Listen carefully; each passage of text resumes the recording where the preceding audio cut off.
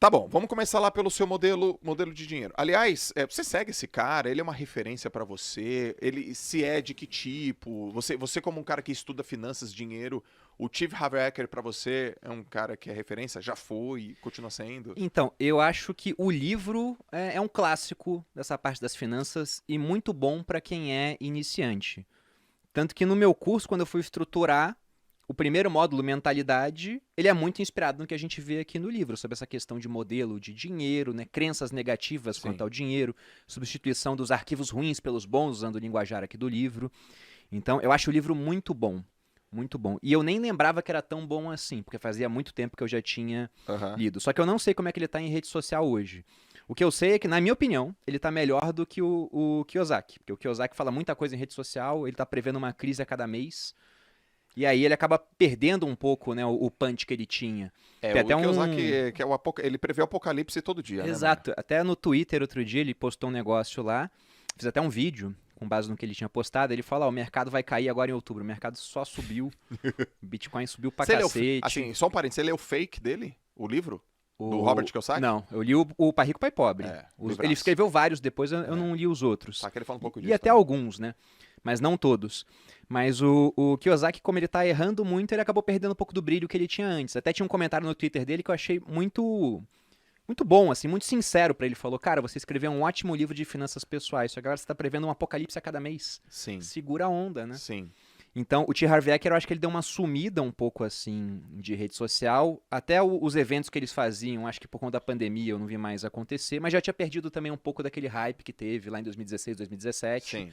Acho que a dinâmica de rede social acabou criando muita concorrência pra eles. Mas o livro em si, eu acho ótimo, cara. Eu também. Até quando você falou esse negócio de escrever as metas no papel, eu lembro que no meu treinamento eles mandaram fazer a mesma coisa. E o número que eu escrevi na época foi 1 milhão. Porque era o que eu Aham. queria ter, né? Era o objetivo de número redondo mais próximo, assim. E quando eu falei, né, pra Malu quanto eu queria, meu número era maior que o dela, inclusive. Sim. Aí logo depois o palestrante, ele falou uma frase que tá no livro aqui. Se um carvalho de 30 metros tivesse a mente de um ser humano, ele cresceria apenas 3 metros. É verdade. Porque ele ia pensar: não, já tá bom com 3 metros, nunca iria até 30. Eles começaram a falar: você tem que crescer o máximo que você puder crescer. E é incrível quando você fala: você foi em 2017, foi em 2016. A gente pega, né? 5 anos depois, no meu caso, 4 no teu, esses números hoje ficaram pequenos pra gente. É. É até um conceito que ele bota aqui no livro: termostato financeiro. Ele Sim. fala que cada pessoa tem um termostato. Então você pega o Jorge Paulo Lemann, o termostato dele tá alinhado para bilhões. Sim. Se esse cara, de repente, ele perdesse tudo e ficasse só com 50 milhões, ele ia julgar um fracasso total. Sim. Sendo que, pra muita gente, 50 milhões é um negócio que é levar o termostato de 0 para 100. Sim. Porque é um número totalmente real. Então lá eu tenho que reajustar meu termostato financeiro, porque pra chegar a 1 milhão, bastava continuar fazendo o que eu já estava fazendo. Não estava tão longe assim mais naquela época. Eu já tinha uma certa previsibilidade que não ia demorar tanto tempo. Com rendimento, né, com investimento. Agora, para ter números maiores, não era só melhorar aquele processo, era fazer algo novo. Então, quando o meu termostato mudou, que eu falei: vamos fazer uma coisa nova, vou fazer palestra. Então Aham. foi ali naquele evento. Então, cara, pra você foi um livro barra evento de mudança, de transformação, de... Cara, esticou tua mente mesmo. Foi. O Mudança de livro, mindset. lá em 2007, foi muito bom, porque ele não fala em como investir.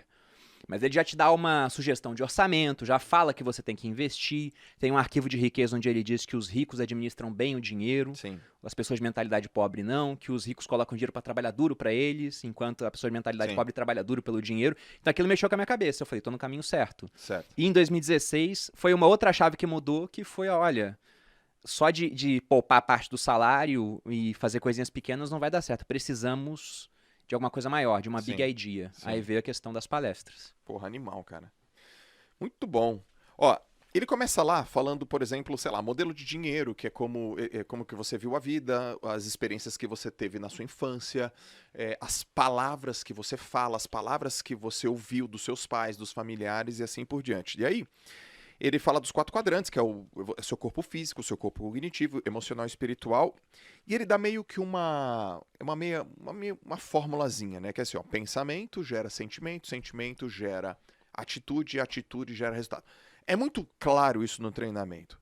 Ele começa o livro também falando assim, ó. Não sei se você lembra dessa parte. No dia que você entrar no restaurante, pedir uma comida e não olhar o preço, você tá no caminho certo. Cara, eu usei isso. Ele até proíbe pedir frango nesse dia. É que é mais verdade, barato é o verdade. frango. É verdade. Eu usei isso. Eu morava na Praia Grande. Eu e a Lalas. Era 2017. E aí tinha uma casa de comida italiana, massa. Eu bebi. Não, então eu já não bebia. Então foi antes, cara. Não, então eu já não lembro mais. Eu já não bebia. Eu parei de beber em 2016. Mas acho que foi 2017, porque foi quando eu li o livro e tal, 16 para 17. E eu lembro que a gente foi no restaurante e eu falei, vamos pedir. E não olha quanto custa. E eu não lembro quanto a gente pagou, porque já que eu não olhei o preço, também não lembro quanto eu paguei. E ali eu percebi que eu estava no caminho certo. Ele começa o livro falando assim, né? Então, o que você pensa gera o teu sentimento gera as tuas atitudes, e as tuas atitudes geram o teu resultado. Comenta um pouco sobre isso aí.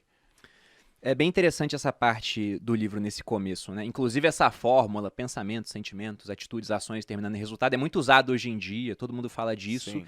E eu não sei quem foi o primeiro, mas eu vi esse conceito primeiro, foi com o T. Harv Eker. E ele fala que tudo começa no pensamento. Até quando você fez o post para divulgar o podcast, você falou, as coisas vão acontecer duas vezes, a primeira na cabeça e depois no mundo real.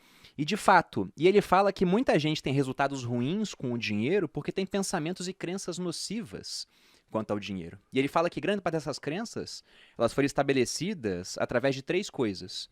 Uma programação verbal, então aquilo que você ouvia as pessoas falando sobre dinheiro, e raramente você tem contato com pessoas ricas que entendem o jogo do dinheiro. Geralmente você tem contato com o pessoal que está ali na classe média ou mais baixo do que isso, então geralmente o pessoal usa o dinheiro, aprendeu a usar, mas nunca estudou direito sobre como ele funciona. Então não costumam ser opiniões muito positivas. Além disso, você tem os exemplos, que é o segundo ponto. E qual que é o exemplo tradicional? Principalmente aqui no Brasil. Saiu uma estatística do Conselho Nacional do Comércio, CNC, ou Confederação Nacional do Comércio, não lembro agora direito. Mas falando que 70% das famílias brasileiras estão endividadas. Então, por mais que, vamos supor que a prática verbal fosse positiva quanto a dinheiro, no exemplo, o normal no Brasil, Sim. ou pelo menos o comum, né, não deveria ser o normal, é as pessoas estarem endividadas. E o último ponto é uma experiência específica com grande carga emocional. Ele dá exemplos no livro, ele dá exemplo da mulher dele, que sempre que pedia dinheiro era pro pai porque a mãe nunca tinha. Sim. Aí o arquivo que ela tinha, quem tem dinheiro é o homem, Sim. né? A mulher não precisa ter dinheiro e toda vez que ela queria alguma coisa pedia pro marido. Sim. E aquilo gerava conflito entre eles. Ele dá o exemplo de uma moça que o pai morreu nos braços por preocupação financeira. A moça virou enfermeira, talvez até para salvar o pai, né, inconscientemente, e toda vez que ela ganhava dinheiro, ela achava que aquilo era errado.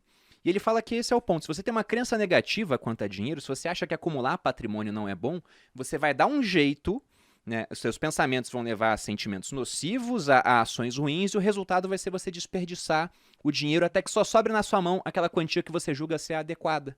Se você acha que é imoral ter milhões, você nunca vai ter milhões. Se por acidente a vida te der alguns milhões, o cara ganha na Mega Sena, ele tende a gastar tudo até que só sobre o dinheiro que ele julga adequado.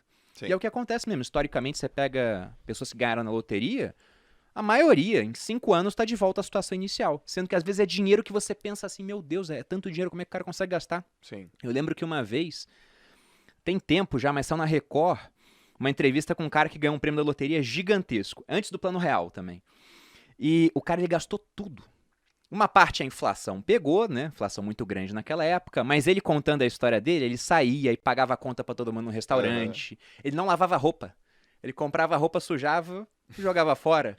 O carro dava um problema, só tinha que trocar óleo aos 10 mil. Ele andava até os 30, o óleo virava uma graxa, fundiu o motor. Ah, tá bom, deixa o carro aí. Então o cara, ele desperdiçou tanto dinheiro que no final ele ficou sem nada. E aí perguntaram pra ele, qual é o seu arrependimento? Ele falou, não ter comprado uma casa pra minha mãe. Eu falei, meu Deus, o cara ganhou um prêmio gigantesco, não comprou um imóvel pra família dele. Caracas. Então é esse o ponto, né? Ele fala, se você não tem crenças alinhadas, você nunca vai conseguir acumular patrimônio. E aí ele fala pra você identificar esse teu modelo de dinheiro. Porque esse seu modelo não é seu. Ele só foi passado pra você. Então o ponto é que você não é uma gravação, que ele diz. Você é o gravador. Se essa gravação não tá boa, você deleta e grava uma nova. Perfeito. E aí o que ele tenta fazer é colocar os arquivos bons no lugar dos arquivos ruins. Perfeito exemplo.